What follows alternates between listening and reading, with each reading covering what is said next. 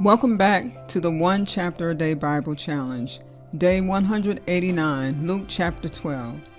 Meanwhile, when a crowd of many thousands had gathered so that they were trampling on one another, Jesus began to speak first to his disciples, saying, "Be on your guard against the yeast of the Pharisees, which is hypocrisy. There is nothing concealed that will not be disclosed, or hidden that will not be made known.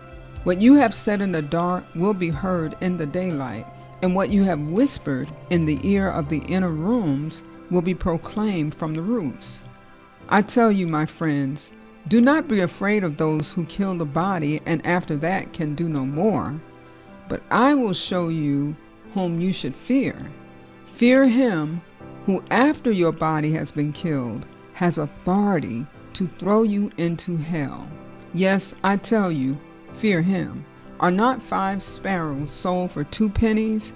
Yet not one of them is forgotten by God. Indeed, the very hairs of your head are all numbered. Don't be afraid. You are worth more than many sparrows.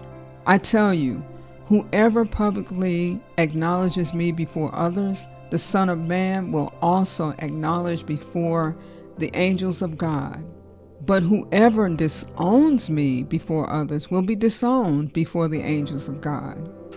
And everyone who speaks a word against the Son of Man will be forgiven, but anyone who blasphemes against the Holy Spirit will not be forgiven.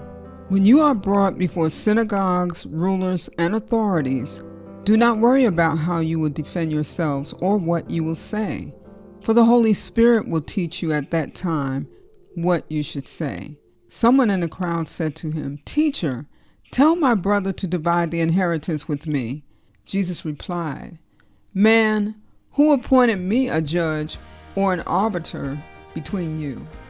Then he said to them, "Watch out.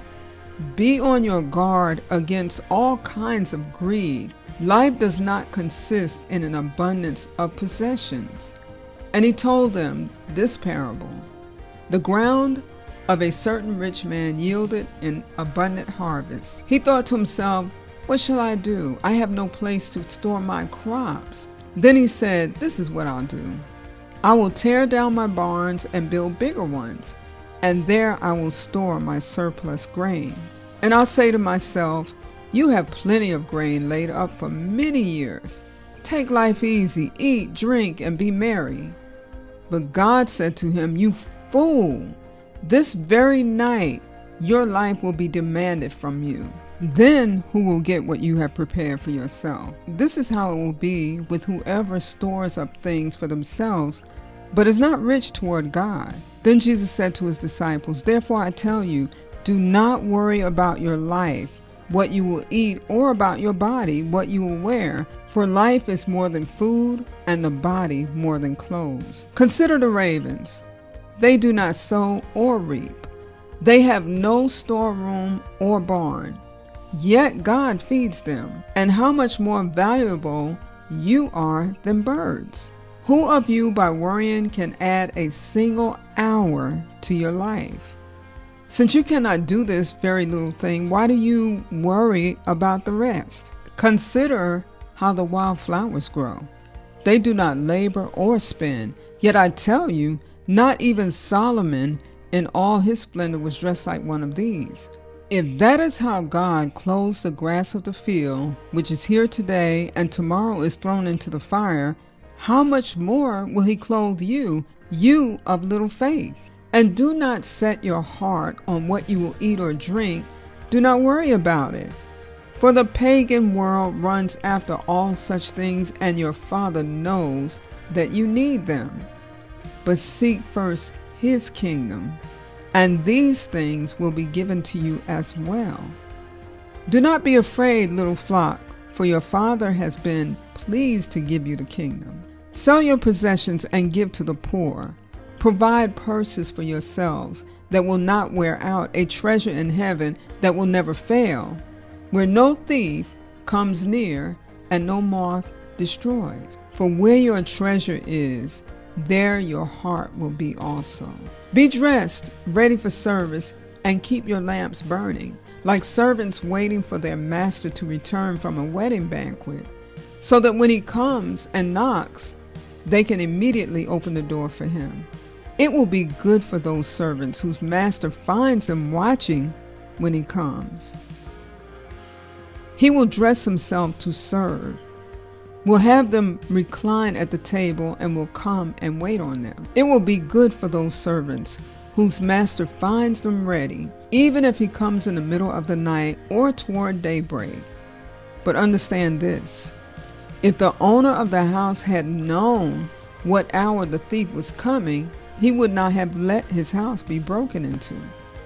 You also must be ready, because the Son of Man will come at an hour when you do not expect him. Peter asked, "Lord, are you telling this parable to us or to everyone?" The Lord answered, "Who then is the faithful and wise manager, whom the master puts in charge of his servants to give them their food allowance at the proper time? It will be good for that servant whom the master finds doing so when he returns. Truly I tell you, he will put him in charge of all his possessions. But suppose the servant says to himself, 'My master is taking a long time in coming,' and he then begins to beat the other servants, both men and women, and to eat and drink and get drunk. The master of that servant will come on a day when he does not expect him, and at an hour he is not aware of. He will cut him to pieces and assign him a place with the unbelievers. The servant who knows the master's will and does not get ready or does not do what the master wants will be beaten with many blows. But the one who does not know and does things deserving punishment will be beaten with few blows. From everyone who has been given much, much will be demanded.